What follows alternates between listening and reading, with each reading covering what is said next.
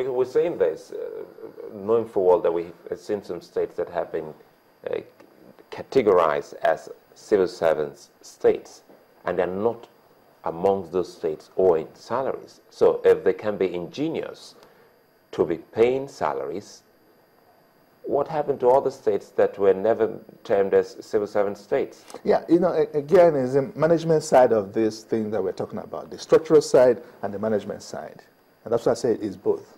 Okay? Now, you know, sometimes you undertake some projects that is way beyond, you know where your resources are. And decisions that you make, you know, it's not made, you're not focusing on the critical areas. And even the civil servant states, in that sense, could also look at, okay, our major priority is pay. I know that I have some people working with me, and I know that I have to pay. No matter what I do, I have to set aside some money to pay them, you know, because these will spend 80% of their time, physically, emotionally, spiritually, working, and they demand some pay. So I know that it's a spiritual matter, as a matter of fact. I consider it. Because you need to, yes. Somebody comes in and is angry because you have not paid. I mean, you know, you have to consider it. It's a priority. What structural steps should we take in order to sort this out? Now, we will have to look at our institutions. Because without having tweaking or rethinking our institutions, you know, the political institutions and economic institutions, we need to look at them, at both. But political institutions will also influence the economic institutions. So until we have such institutions that will make,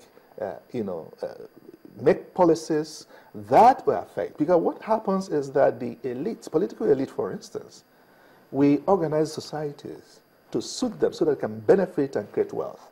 That has been what is happening in Nigeria. Institutions are made weak or strong to benefit either the majority of the people or few. They are made weak so that the few can benefit. They are made strong so that the masses can also benefit.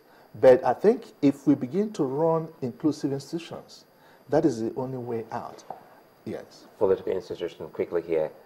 Have we ever been bothered how we get our campaign funds in Nigeria? I'm looking at this because this is coming on the heels of the elections that has just, excuse me, that has just gone by. So where do we, states, individuals, the governments, local, federal, and even state, get their funds to drive elections? Now it's basically from the state resources, one. From other individuals, interest groups, two. And if you're lucky, sometimes you find that some states during election time will go to the stock market to get some bond, you know, they get money from the capital market. They issue out some bonds and all that. 16 billion, it has happened before, and it still happened the last election. Okay, so that way they'll begin to, and then some funds could also be used that was supposed to be used to pay salaries. It's a possibility. You know, they could be diverted. Some funds meant for some project could be diverted. Maybe when it comes back, succeeds in coming back for another term or something, then they have a way of, the question they'll ask you, you know, they said about me, who am I? A rookie, you know, do you know where we get money to do all these things? You know, I said, well, I have to come in and see how you make this money, because there's money to be made to develop for the people. And so it wasn't based on economic principles? No, it's not. It's not. And you ask them. Now, during I said, look, present your this, and I was the only one with a document on what should be my economic blueprint for my state. But even the president, the former president didn't have it. None of the presidential candidate had it. Your economic blueprint should have been based on, you know, say for instance, now your state gets a certain revenue from the federal government, and you hope to use the revenue in such a way that, you know, your state becomes self-sufficient, right? Yes. So assuming you take over your state, assuming you were made governor then, and you met, say, not what you expected, what would you have done? No, it's simple. I will not complain like some people are saying, okay, I met empty treasury. The reason why they brought you in is to fight, yes, you always meet empty treasury. Because one governor said, somebody said that government is there to spend money. Okay? Which I don't I agree that government is there to just spend money. You need to generate as well. Now, there are a few things that you have to do as well. You know, so have some low-hanging fruits. With that amount of money that is left, what can you do? It's critical thinking. Our leaders are not... I'm asking this on behalf of the states that, you know, say, for instance, now are taking over their states and they believe that there's a huge debt being left for them and, you know, there's almost, they don't know where to start from. Yeah, one thing again is that, where are the businesses? Call the businesses around. We have a situation like this. Other countries have done it, you know. Call investors around. But they're just sitting down waiting for Abuja to get money. What I would do is to call these people. I know investors. I know 3 states, you know, that can develop this country.